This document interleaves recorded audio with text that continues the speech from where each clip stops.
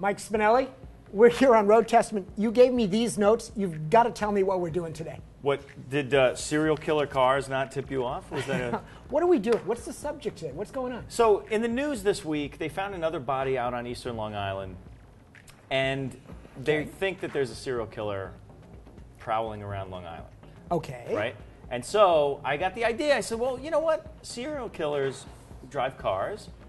And I wanted to know, you want to look look into the mind of a serial killer. What motivates them? Mike, have you looked at the credo of Drive? We're going to take people places where they've never been or want to go. Into the mind of a serial killer car buyer. That's where we want to go today? At Drive on Twitter. If you're a serial killer, just write us. Or, hit us up on Twitter, where you've already hit us up on Twitter, and let's go through. Earlier today. I'm game. Okay, good. This is a Leo Parente career killer. Get it? Oh. I'm ready, Mike. Let's go. All right. Earlier today, we asked people on Twitter to name some cars that they thought serial killers might drive, and so we got some good ones. Trabant. First of all, Eastern European car. Look it up if you don't know what that is. Made of paper mache or something? Biodegradable when you bury the body? Is that where we're going? Very good. Keep the body in the car. All the evidence is gone. Exactly. Andy Morgan, that was. Silver Toyota Corolla, says Jaeger X9, because it just blends in. It's just a very nondescript car. Right. And actually, that is, it's fairly close to what you'll actually see when we start talking about serial killers, cars from real serial killers later on. So no one's driving a Zonda to the murder site?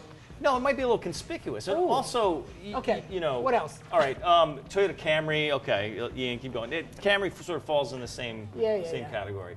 E39 M5 or a pedo van. Well, the pedo van aside, because the van thing seems a little obvious, but we're going to show you that. It's good to know that our viewers are not serial killers. There's no creativity here, guys. Well, the thing about serial killers is they don't often drive vans, as you'll see.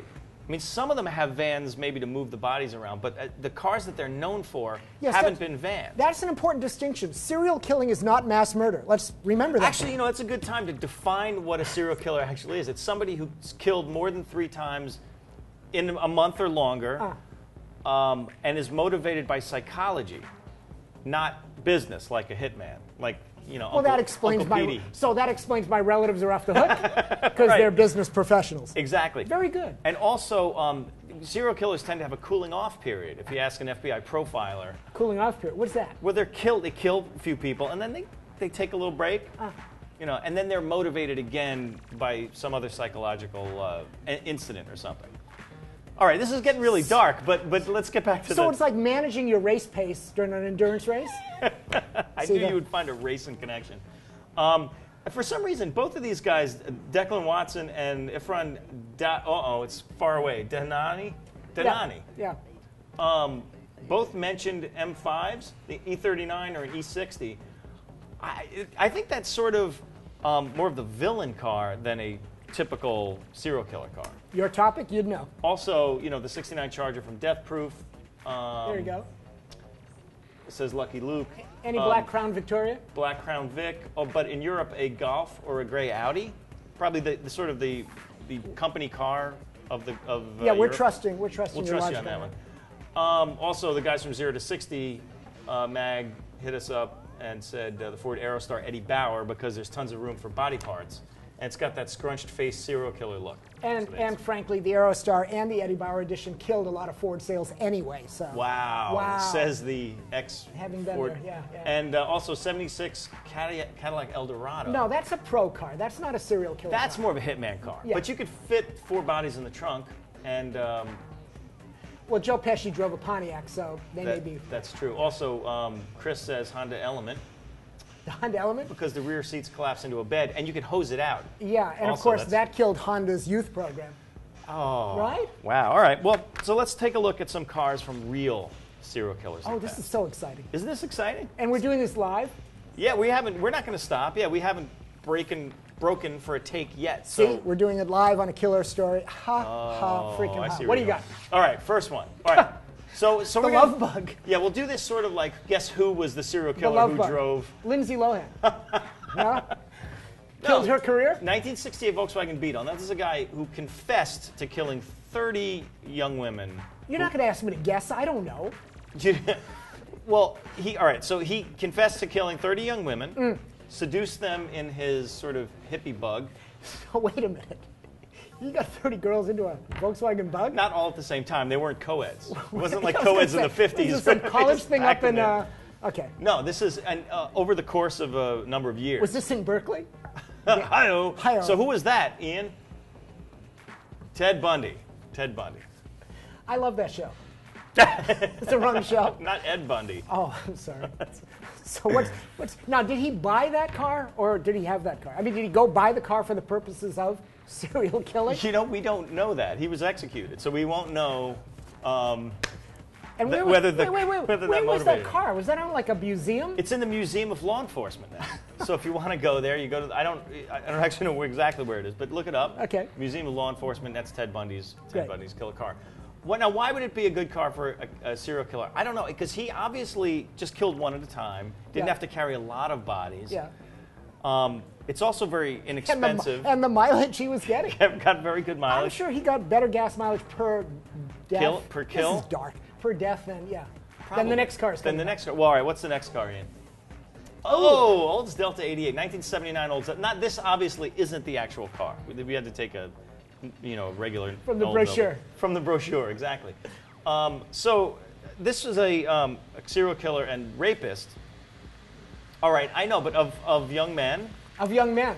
Oh, well, that makes it fine. Also had a career as Pogo the Clown.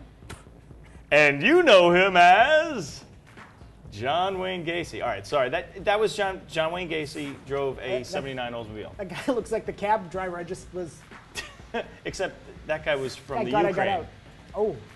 No, I mean, not okay, so not, what's, nothing. So Delta 88, is that him as... That's Pogo the Clown. Oh, my God. So what is it about the Olds Delta 88 that a serial killer would drive? So we're talking about psychologically, if you're going to profile these guys. You brought this topic up. Give me a selling point of the Delta 88 that makes it relevant to now don't forget, John driving this thing. He was killing after night, so it was already a used car, about a 10-year-old car. He's doing a lot of killing. These are disaffected, sort of middle-aged, younger to middle-aged men, disaffected, kind of not real wealthy in most cases, so not looking for the most expensive luxury sedan. Yeah, so. And also kind of trying to blend in, but not, probably not wanting to stick out too much. So this was 1979. Oldsmobile was one of those middle-of-the-road type cars before the brand had died. Oh. Okay, there's another one. Oldsmobile. So is there something here? Volkswagen Beetle, gone. Well, no, but it's Oldsmobile, back. gone. Well, wait a minute. But the Volkswagen Beetle's back as the but new not Beetle. Not as this car. Right, Not true. as this version. Okay, well, the Oldsmobile's gone, but so one brand is gone. Oh, I don't know if you've seen a pattern. Wait, there's more coming. Okay, also, so if you take a look at... It was big enough for him, and it was innocuous enough to drive around and kill people. Right, and exactly that, to your point... Hey, I wholesale these. Exactly, you did. So was I a serial killer? Of various dealerships' inventory and floor plans. Sure. Yeah, ask some dealership owners. This whole thing lit up? Yes, this whole thing. This is a Mercury Sable. And you know that this 1989 and Mercury this is a serial Sable. killer's car? This is not a. No, right. This is not the actual car a serial killer used. And this is actually an LS. The serial killer in question had a GS. So he's a cheap serial killer. Yes, and but they all had the lights, which is my point. There were different bulbs in here. So if the guy was really creative, he could have turned on bulbs for every serial killing. Wow. And then the whole thing's lit up. You should write for Dexter. I'm serious. I bet I should. It's a good plot point. Yeah. So what's the point? Anyway, the point of this is, to your point, it's a nondescript sedan. No, at this point in time, this was a standout car. No, but they're not buying these new. He had this as 10 years after this was new. Okay, how many Sables were sold? Not enough. This is a standout car. This is a serial killer that effed up. I think maybe he effed up, but he didn't F up enough because he killed 49 people. And who is this guy? What did he do? Most of the women he killed were prostitutes or alleged prostitutes. Women of ill repute. Yeah. No, I mean, this is the prostitute killer. It's kind of what's... Do we have to dwell on the whole darkness? We have to dwell on the darkness, but we're sort of doing a little bit of a psychological profiling thing. So... No, I got nothing because there's going to be a glamour thing, and this car is supposed to be stylish, and I'm not going to. All right, so Mercury Sable, do you know who it is? Gary Ridgway.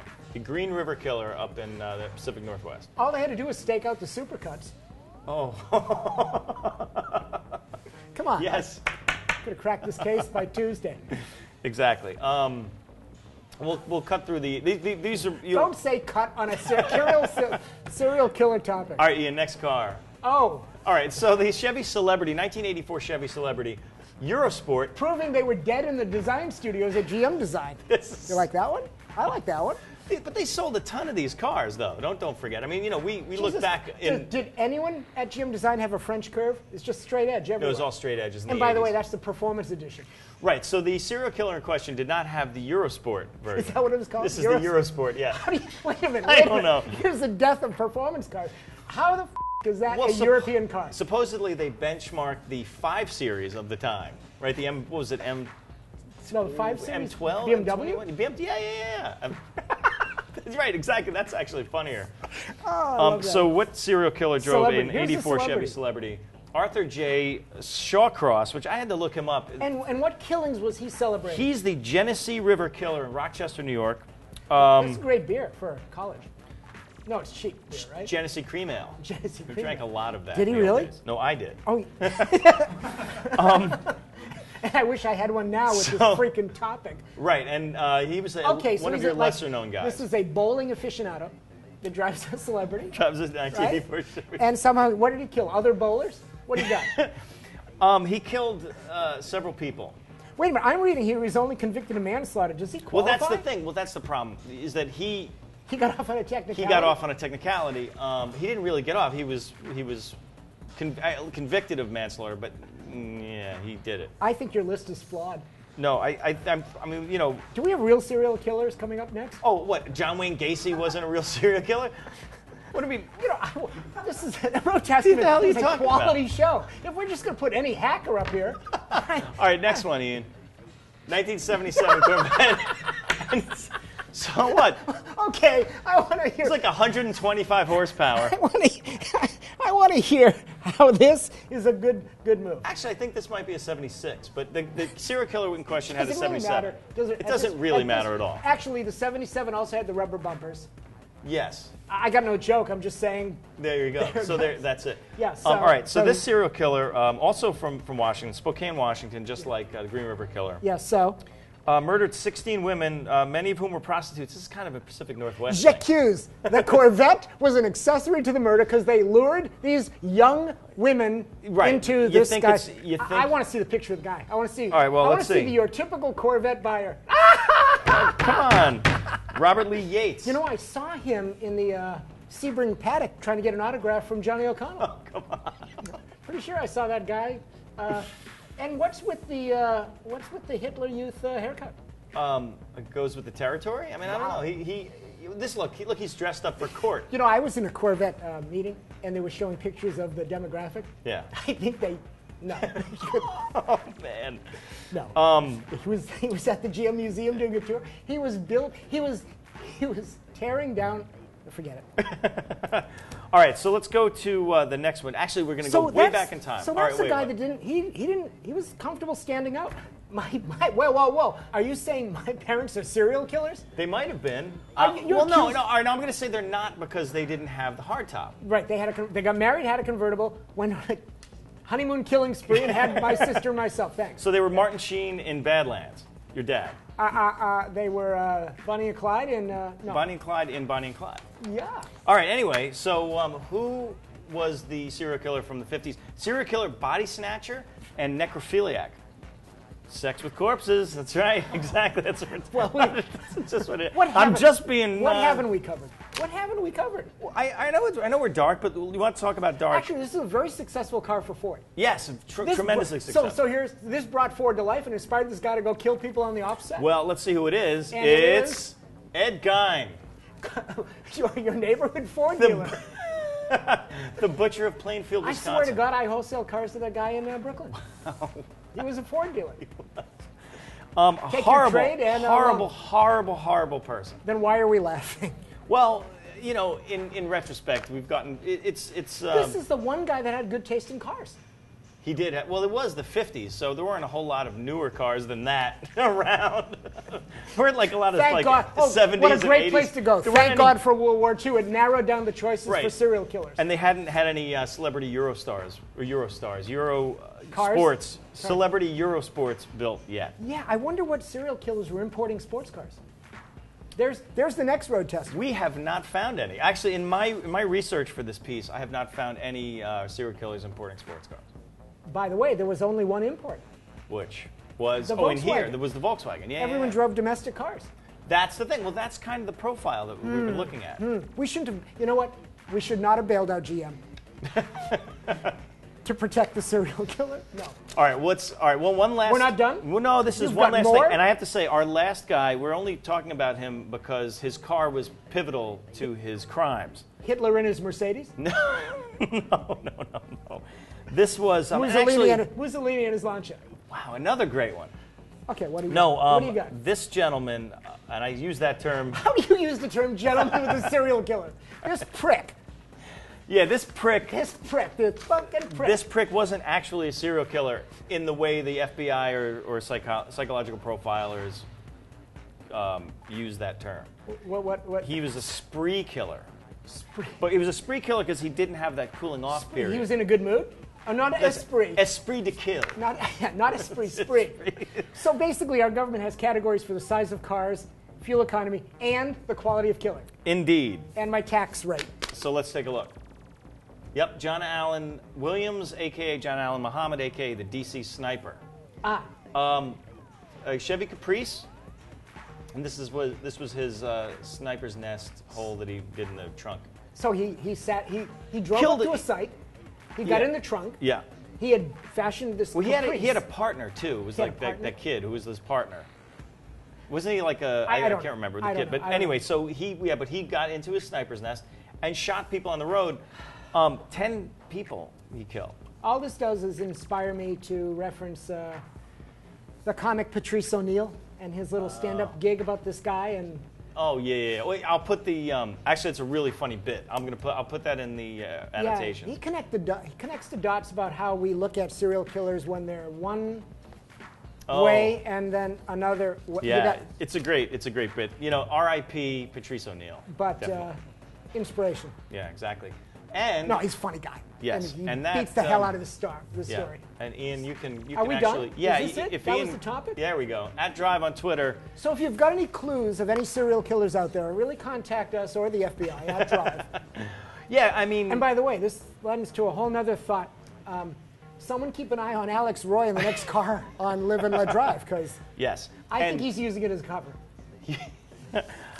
Well, we'll see. Despicable Me. Watch the news. Despicable Me. Wow. The news? Watch the news. Well, just in case any. Mike, do you think we have to start vetting the topics here on Road Test? No, absolutely or are you comfortable not. With this? No, because I'm actually very happy. We got a lot of user participation. Viewer participation. On what? Giving us ideas for this, cars? Ideas for cars that serial killers might drive. And those of you who wrote in on serial killer techniques, really, you should be ashamed of yourselves. Yeah, we didn't put those up. We didn't ask for those. Anyway, Road Testament. See you next week. Adios. Stay safe. What did this have to do with racing?